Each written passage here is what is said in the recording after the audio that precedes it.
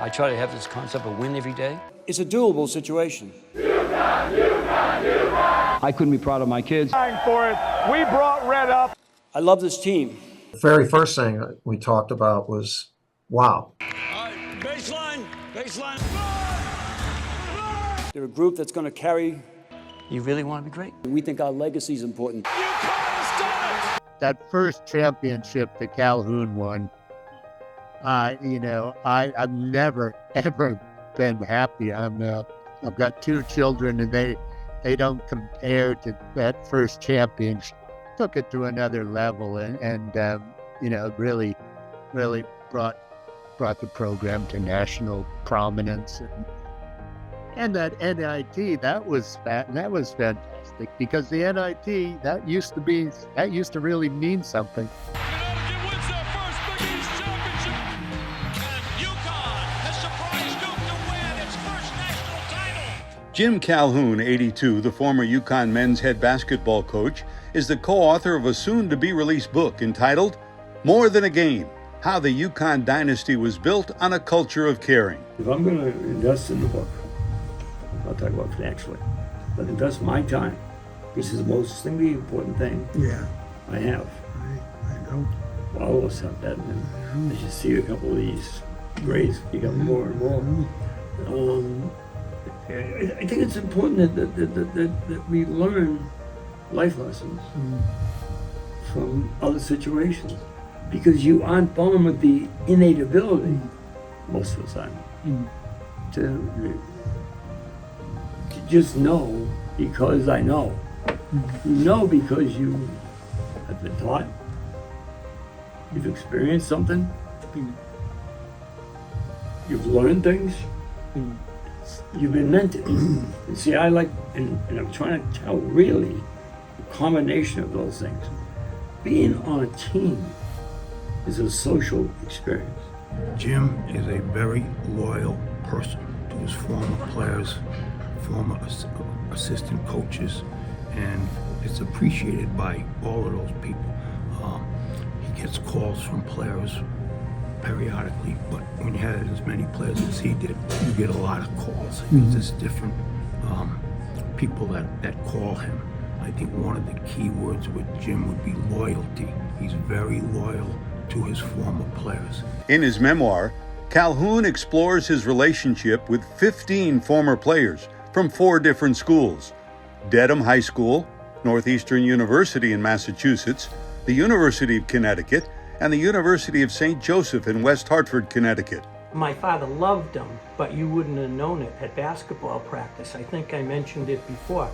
Jimmy got yelled at more than any other player I've ever heard of in Braintree, even more than me. My dad yelled at me a lot. But he yelled at Jimmy all the time, but it was always trying to get Jimmy to improve, not malicious yelling or anything. And Jimmy took it great. Never even frowned. Never made a face like some kids do. My father thought he was pretty special. Jim's personality was one of those, punch me, I'm gonna punch you harder. So I think he developed a kind of tough guy mentality in the program. You play us, you're gonna know it. I think Shable started it, and then I think there was an interim period of time when there was like, not a lull, but just even keeled. And then I think Calhoun came in and changed everything. Calhoun took the program from here and bumped it up to there. And now Hurley's come along, and he's keeping the program on the same level as Calhoun, but he's doing it with a different method. Jim started his basketball coaching career in the state of Connecticut in 1968, coaching first at Old Lyme High School for 1 year and at Westport High School for another year. In 1970, he was appointed the boys' head basketball coach at Dedham High, where he led the school to an undefeated regular season in only his 2nd year there. One big thing he did was, I think it changed my life, was getting me the job at Dedham Recreation. The thing that really amazed me was how he had the clout. Why are people listening to him? And that was another thing that really amazed me about him, that he just came in and pretty much got what he wanted, and people, I think they just knew he was on a mission. Sam Jones. You probably remember Sam Sure. from Celtics lore. He held a camp in the Boston area. When we were kids, Coach was a counselor at that camp, and over a couple of years, a number of us went. Sam Jones had this inspirational speech at the end, as all players and coaches do, right? Mhm. You know, basketball is great. Think about your education. Think about your life. What do you want to do with, with your talents and your skills, and don't forget school. So he talked about this kid that was, in the camp that was going to MIT. And he said, that's the kind of thing we need to aspire towards. So I said, holy crap, I want to go to MIT. I'd love to talk to this kid. So I went over to Sam afterwards and said, Sam, thanks for that info. Who's this guy you're talking about? I really would like to figure it out and see what he can tell me and teach me. And he said, I was talking about you, son. Why did he talk about me? Why was I the example? He didn't bring my name up because Coach told him. It just says that Coach doesn't forget about anyone. He is somebody who, if you have experiences with him, he's gonna cherish those and always remember those, as long as he is around. Ladies and gentlemen, at this time, we will honor a program legend as he takes his rightful place on the Gamble Pavilion walls, the Huskies of Honor. To be remembered, a lot of people get forgotten, and it doesn't feel good sometimes. So to be remembered by someone like Coach, and for him to just check up on you, and nothing's ever changed. He's one of those people that like a true friend. Jim Calhoun took UConn basketball to a new level. As we both know, they won 3 national titles under his aegis, and he brought in some great players. And UConn is now the basketball capital of the world now, isn't it? In part because of Jim Calhoun, and of course, Dan Hurley. Calhoun coached at Northeastern University in Boston, Massachusetts from 1972 to 1986 before becoming the UConn head coach. At Northeastern, Jim transformed the program from Division II to a Division I powerhouse. He made a bold step at Northeastern by recruiting a whole myriad of us that time wasn't such a popular decision because most of the folks who played there historically have been from the neighborhoods of Boston. They were working class individuals from those neighborhoods, and so having 5 African American players come into the university at a time when Boston was in turmoil over the schools and all kinds of other things, and then having the nerve to play us was something that was incredibly brave of him at the time. A true Hall of Famer, George Blaney, 85, served as Calhoun's associate head coach from 2000 to 2012 before retiring in 2013. It was funny, really. It was funny in a good way. We both had great respect for each other, but we could yell at each other. We could, we had no problem yelling at each other. We said, "Well, you're I'm crazy." And we did that a lot, but mostly we respected each other. I knew how good a coach he was. I knew what a great competitor he was. And so I think we made a good team. I think we really blended together very well. Calhoun told me to me about that. I was a referee. His language is second me. I've never heard anybody use the F word more than him. Jim Calhoun is a great coach. I banked heads with him. He's tough as nails. He's he's a feisty guy, but a great coach. We played when I was in Providence. We played them. He won most of the games. We won a couple, but a great coach and a hell of a leader. And he's done a wonderful job. Brought the program up from mediocre to like top 5, 6 in the country. Great coach. I'm sure his book is going to be great. Jimmy came down, to UConn, and I don't think he asked for or demanded. Excuse me. He didn't demand a lot of money. At Northeastern, they weren't paying him a ton of money.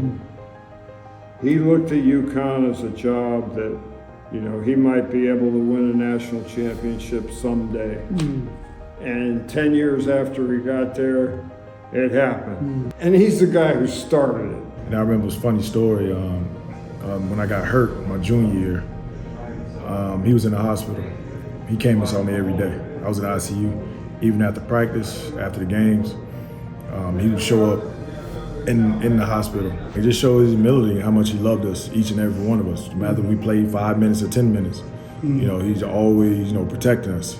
Legendary former Duke University men's head basketball coach Mike Krzyzewski calls Calhoun, quote, the greatest program builder in college basketball history. You're not just building a program, you're building a national championship program. And then he built it so well that even when he left, it's kept going. And that's the sign of an amazing building job. It's there forever. And Jim, I really admire what he has done. Well, Coach, for me personally, he changed my life, and I can't thank him enough. I was going through a transition in basketball from being a pro to trying to figure out my post-career at UConn, and just job searching. And the coach just said, "Come on home, Kev." And he gave me the opportunity to coach, and from coaching it turned into athletic administration. So I'm forever indebted to him and forever grateful. He's an amazing person, and the best part about Coach now, and I don't think we realize his tough love, his true love, and it continues to spread onto you throughout. He talks to my kids, he talks to Rip's kids. It's he's a father type for me, and forever thankful for having him in my life. Calhoun, I said when I was down here as AD, I was getting calls from sports writers. What do you think about Connecticut going into the Big East? I would say they're out of their minds. I said they're out of their mind. They're going to get there. They're not recruiting those kids. St. John's, Providence, Villanova. I said, you're going to get your ass kicked. Guess what? They did. You look at Calhoun's record early. He did, but Calhoun kept fighting and started getting really good kids. Calhoun should only be looked at in two ways, in my opinion. And by the way, when you're 90, you say things that I wouldn't have said. Number one, great coach. Great recruiter. Controversial as hell. Language, controversial guy. Good coach, great recruiter. What do you win? 2 national championships? I think 3, yeah. Jesus, I mean, how can you get any better?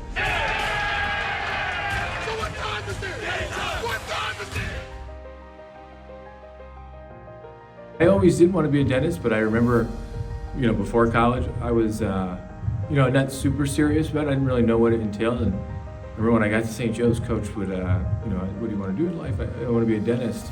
And I think I was struggling in math class or something. And he said, my dentist better know how to do math. Something like that. He was always kind of tough on you, but he always said, the door is there, but nobody's going to open it for you. The older I get, and now that I'm a father, and in my 40s now, and I look back at what he's done for the program and just how he built it from nothing, and the legacy that he's established, it just makes it that much more admirable. It's just like, wow, okay, you really did that. You really went out somewhere and built something in a really remarkable place. Connecticut has an amazing fan base, and I think they were just right. When he came to UConn, really, Yale football was still the biggest thing, sports thing in Connecticut, maybe the GHO.